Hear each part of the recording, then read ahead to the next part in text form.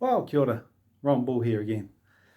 Uh, in this introduction to this section and the collection of videos and readings that I'm going to be posting, I want this to be a reflection point for you to think about this concept of what I'll call meta-narrative. Now, the way I'm using this concept of meta-narrative will be told through what we call karakia.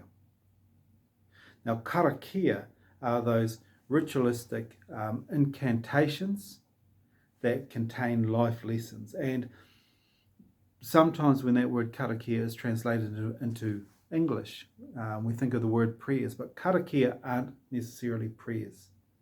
They're incantations that make linkages to the world, the universe, and everything.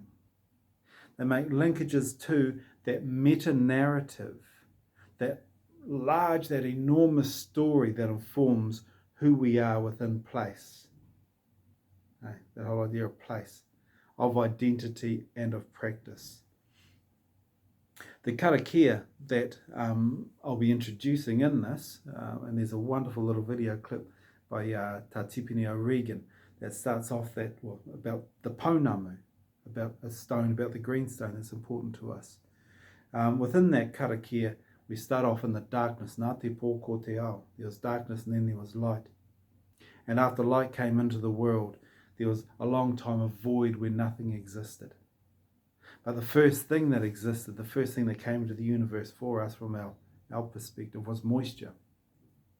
And moisture and the great vastness of the universe combined together to make the sky.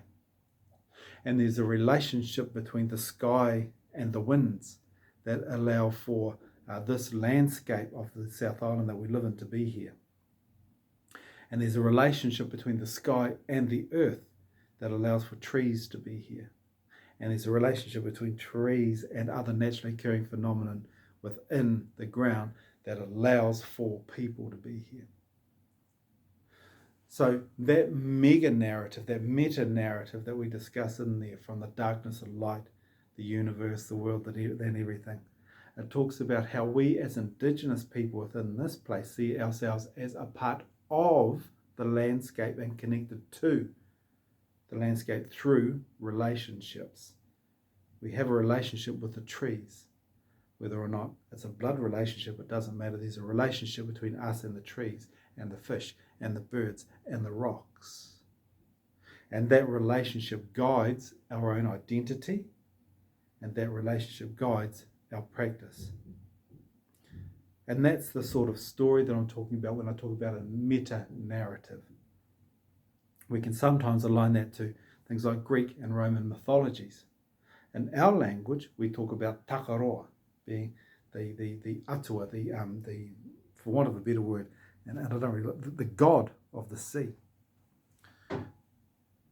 the deity of the sea, and he dictates what happens in the sea. Can be the same as Neptune or Poseidon. Right? Different names, same articulation of naturally occurring phenomenon, and a personification of those that speaks about how we as people relate to that element and how we have a relationship with that element. And I'd suggest in Western, and we use that term very broadly, culture and society, the meta-narrative that informs most of what we do in Christian countries is the Bible. It provides that meta-narrative, that large story that tells us about our relationship to people, to place, that tells us about our practice and what we should and shouldn't be doing. So maybe a wee bit contentious there, but within these next lot of readings and videos that I'm putting up, I want you to think about a meta-narrative, about that meta-narrative, that big story that guides the way that you think, the way that you feel, the way that you behave and act. And think about the normalities also that come out of that meta-narrative. What you do in your everyday life that is completely normal, that you don't even question. There'll be times that I get you to just think about those things that you do that you don't question, but to unpack those. So yeah, I'm looking forward to these conversations that we're having. Looking forward to you thinking about meta-narrative, about what it means for you within the place that you live, what it means for your identity, and what it means for your own practice. So, yeah, catch you again soon.